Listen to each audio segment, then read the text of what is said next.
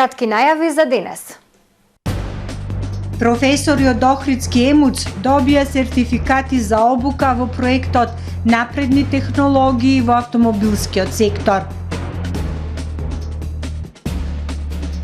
Отворен кабинет за физикална терапија во здравствен дом доктор Светозар Чочоровски во Вевчани.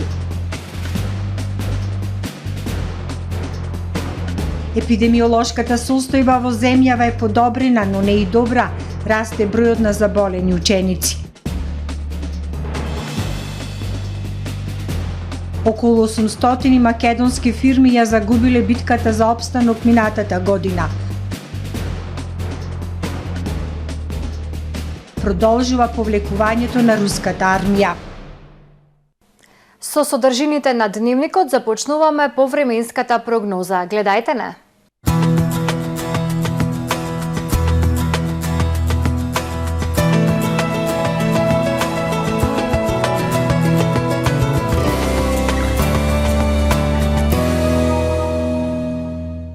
Во Охрид денес преовладуваше претежно облачно време, имаше услови за слаби локални врнежи од дожд во попладневните часови, а беа измерени максимални 8 степени Целзиусови. Во текот на ноќта кон четврток облачно и топло. Утре над северна, североисточна, централна и источна Европа нестабилно со врнежи од дожд и снег проследени со заселен ветер. Во останатите делови од Европа стабилно време со зголемена облачност и топло. На Балканскиот полуостров во четврток времето претежно сончево со локална облачност и топло. На југот полуостровот зголемена облачност која ќе донесе умерено облачно време со сончеви периоди. Максималните дневни температури од 11 до 16 степени. Во Македонија во четврток умерено облачно и топло време, во текот на денот намалување на облачноста и повеќе сончеви периоди, минималните од 0 до 8, максималните дневни температури во земјава од 9 до 17 степени. Во Охрид во четврток умерено облачно време со сончеви периоди, ќе биде топло, минималната 4, дневната 11. Во петок и сабота постудени утре, температурата до 1, односно минус 1 степен, но во текот на денот сончево и топло, максималните 11, односно 12 степени. Во недела умерено облачно време со сончеви периоди и температура од 9 степени Целзиусови.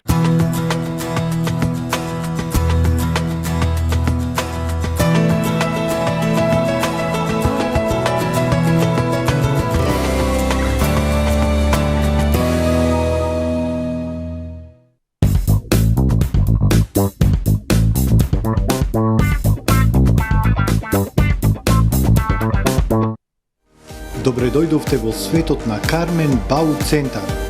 Во безпрекорно уреден продажен простор, купувањето во еден Бау Центар никогаш не било попријатно. Покрај стандардниот избор на фасадните системи Кнауф и Бекамент, ви нудиме богат избор на професионален алат на реномираните производители Bosch и Divol. Со гордост ви го представуваме нашиот шоурум Мараци, со најголем избор на плочки од Мараци и санитарија од светски познатите брендови Грое, Колпасан, Идеал Стандард, Рока, Унитас. На располагање ви е нашиот архитект, кој ќе ви помогне во осмислување на вашиот проект. Располагаме со најбогатата палета на ламинат во државава. Одберете од 100 различни дизајни на Свис Кроно. Кармен Бау Центар на улица Железничка.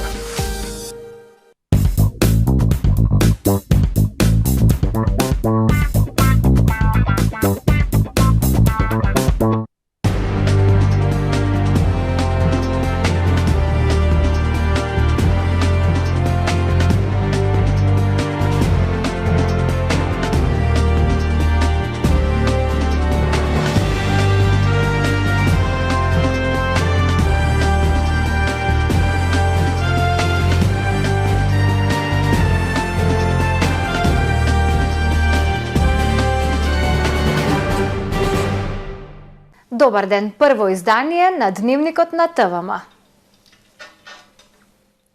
Професори од ЕМУЦ Светинао Охридски добија сертификати за обука во проектот Напредни технологии во автомобилскиот сектор. Ова го возможија групацијата Костал и Швајцарската агенција за развој. Беше упатен повик приватниот сектор да се вклучи во соработка со средните школи, да овозможи учениците да се стекнат покрај со теоретското и со практично знаење кое ќе го применат во реалниот сектор.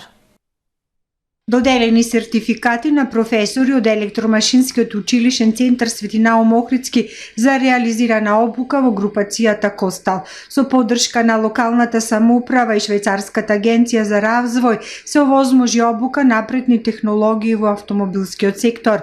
Обучените професори знаењето и искуството ќе го пренесат понатаму на нивните ученици. Со тоа ќе се заштеди време и средства, а учениците покрај добиеното теоретско знаење ќе се надградуваат и со практична обука, ќе се подготвуваат за реалниот свет, кажа градоначалникот Кирил Пецаков, заблагодарувајќи се на сите учесници во реализација на проектот.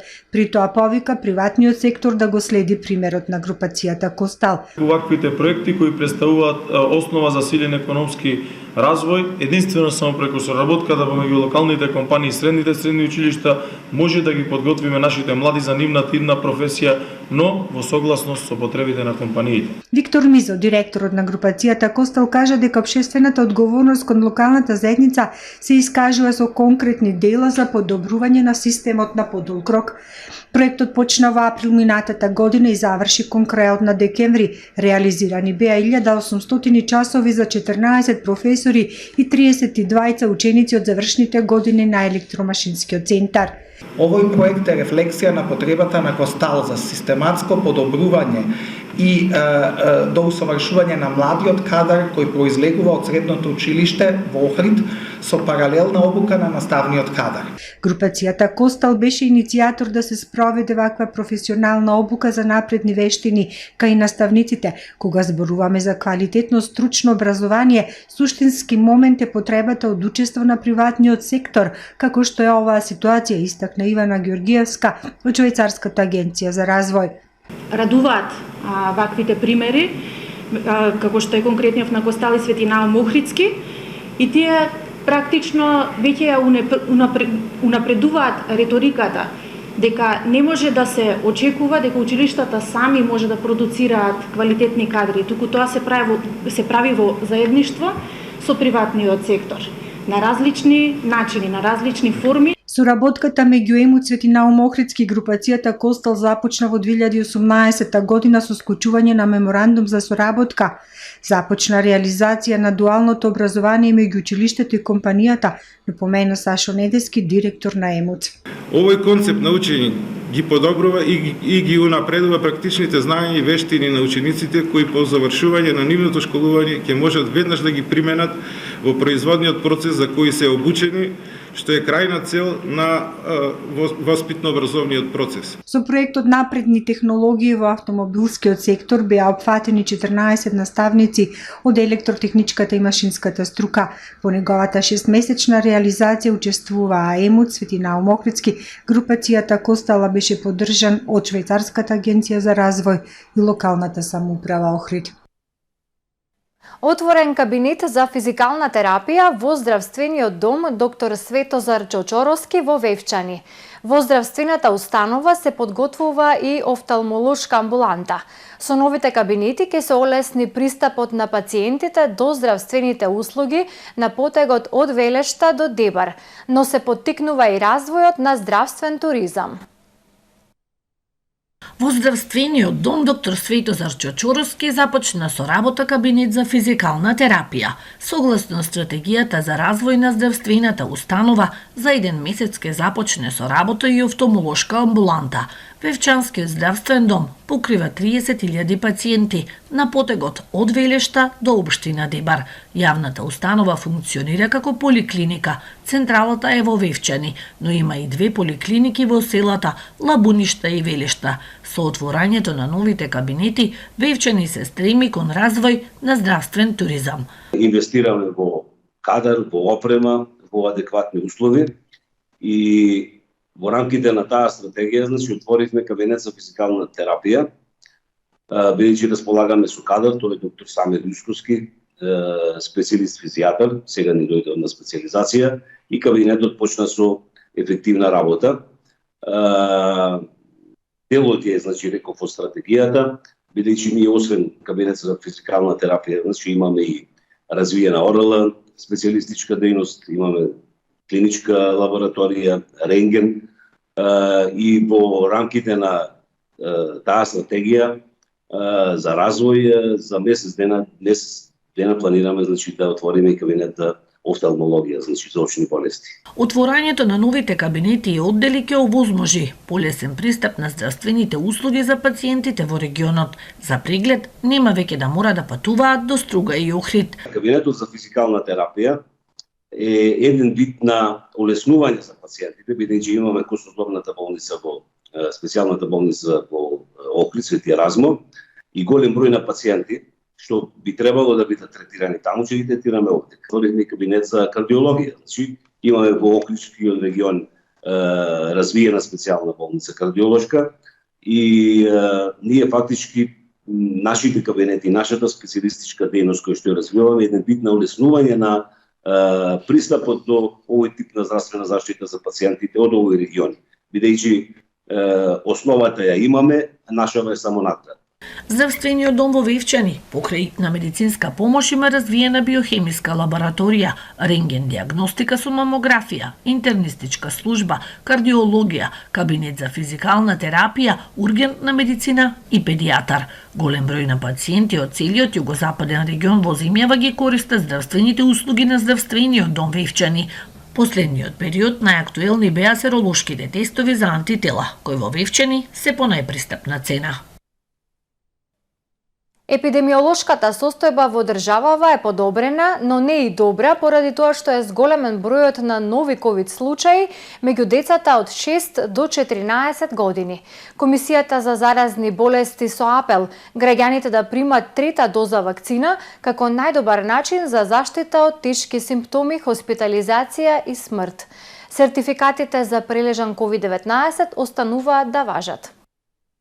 Епидемиолошката состојба во државава се подобрува, но сега загрижува зголемувањето на бројот на нови случаи кај учениците. Од Комисијата за заразни болести со апел до граѓаните да се вакцинираат, зашто вакцините се уште се најдобриот начин за намалување на ризикот од развој на тешки форми на болеста. Се забележува намалување, што значи подобрување на епидемиолошката состојба, но тоа не ни дава за право да кажеме дека е добра епидемиолошката состојба, за тоа особено не подсетува возрастна група од 6 до 14 години, каде што забележуваме зголемување на бројот на нови случаи, и тоа се школските деца кои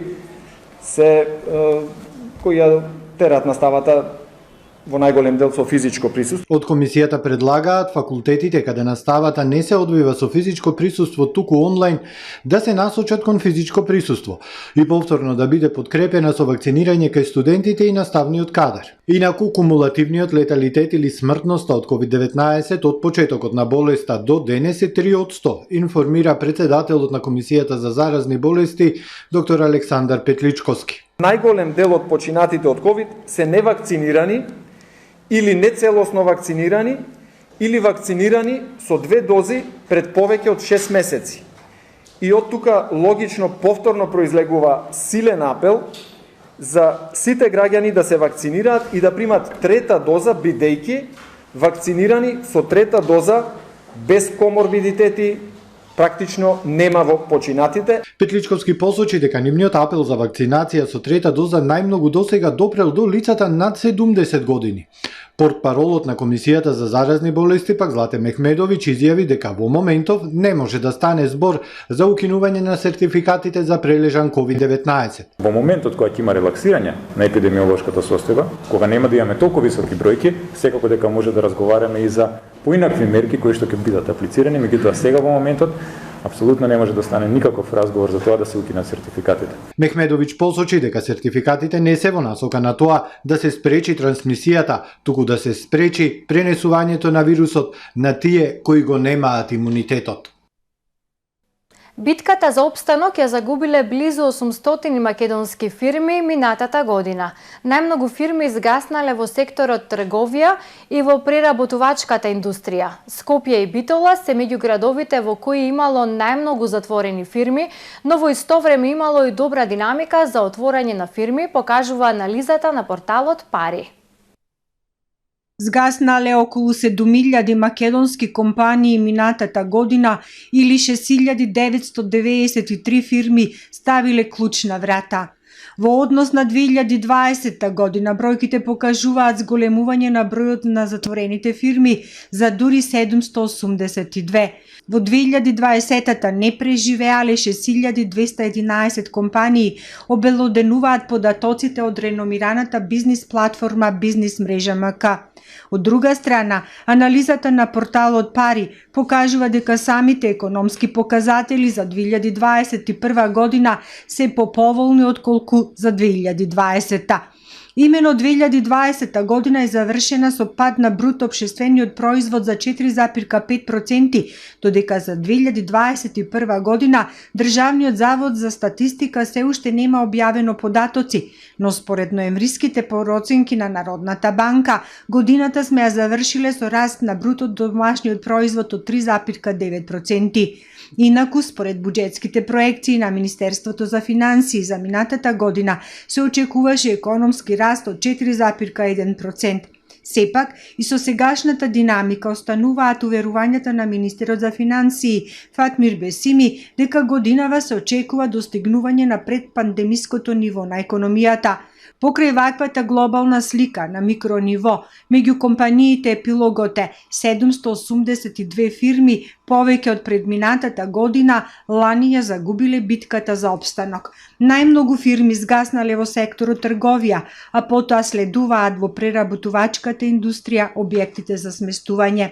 Скопје, Битола, Тетово, Куманово и Гостивар се градовите каде што имало најмногу затворање на фирми, но во исто време имало и добра динамика за отворање на фирми. Инаку, според податоците од Државниот завод за статистика, со состојбата на 31 декември 2021 година, евидентирани се 16.073 невработени лица по основ на прилив од работен однос, за кои престанокот, односно одјавата задолжително социјално осигурување, регистрирана во периодот после 11 март 2020 година, односно во периодот на кризата предизвикана од COVID-19 вирусот. А досегашната мерка за замрзнување на цените на некои од основните прехранбени производи ќе важи до крајот на февруари. Министерот за економија Кришник Бектеши денеска на пресконференција најави дека се очекува да се спречи зголемувањето на цените на овие производи со утврдување на увозни маржи за производите на големо и мало.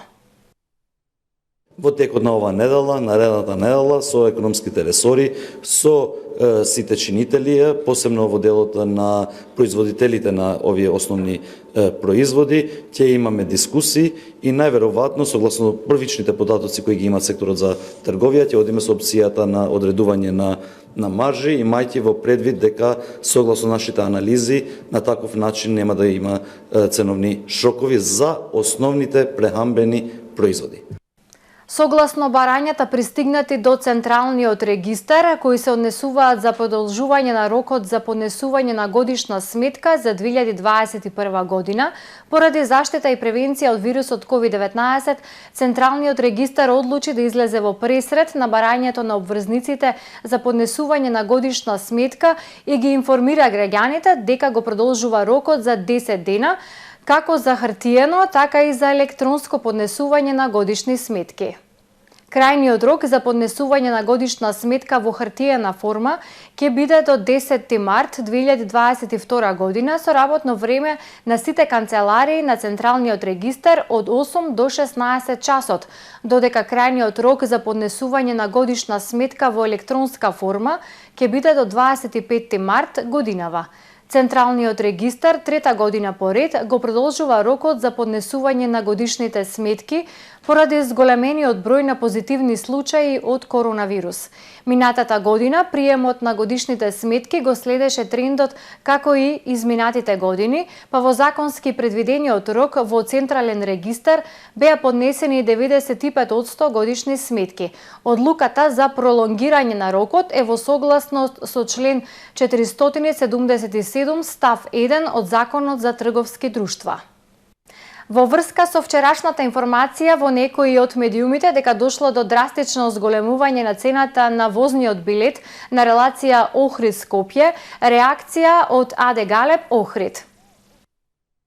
Откако во текот на вчерашниот ден во дел од медиумите се појави информација за драстично зголемување на цените на билетите за меѓуградскиот превоз за 15 до 20%, при што беше наведено дека во моментов највисока е цената на билетот за Охрид, за која со последното зголемување во еден правец граѓаните плаќаат 680, додека цената на повратниот билет е 930 денари, со реакција од АД Галеб од Охрид. На официјалната Facebook страна на АД Галеб од Охрид, генералниот директор Димитар Василевски напишал: информацијата е произлезена од лоша интерпретација на денешната изјава на собственикот на автобуската станица Рулетурс од Скопје, господинот Масар Омер Агич, за повеќе медиуми. Вистина е дека АД Галеб од Охрид цените на посочената релација последен пат ги менувал на 20 јануари 2021 година, односно пред повеќе од една година.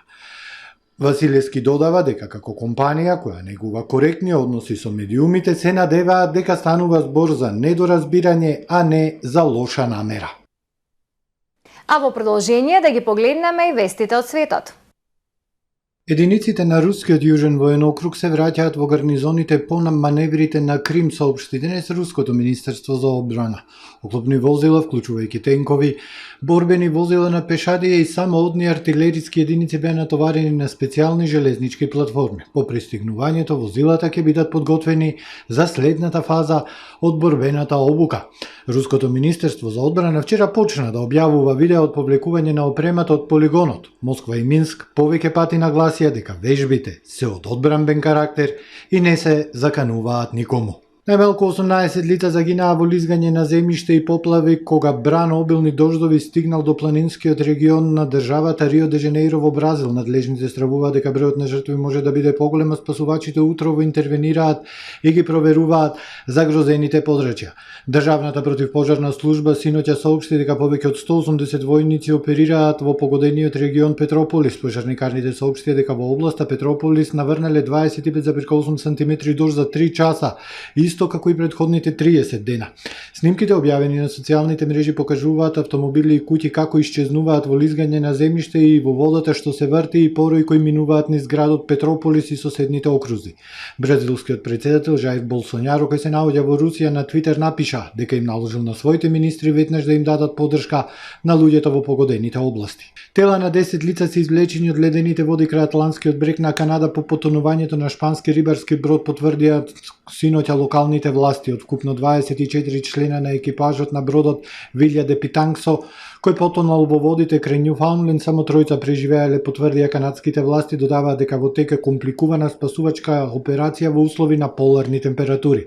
Во операцијата вклучени се авиони, хеликоптери и брод на крајбрежната стража. Бродот потонал во понеделникот ноќта. Според канадските власти, пловел од Галиција, регион во северозападна Шпанија, во момент на несреќата и засега не е позната причина за несреќата. Северна Кореја ја одбележа 80 годишнината од раѓањето на поранешниот лидер Ким Џонг Ил. Годинава се прослави без ракети и воена парада со голем собир на отворено на ниски температури, соопшти државната агенција. Неговиот син, актуелниот севернокорејски лидер Ким Џонг Ун, го прослави денот на светлата звезда која одбележува годишнината од раѓањето на неговиот татко во завеониот Самиџион во близина на планината Паекту, каде според официјалната историја Ким Џонг Ил е роден на 16 февруари 42-та.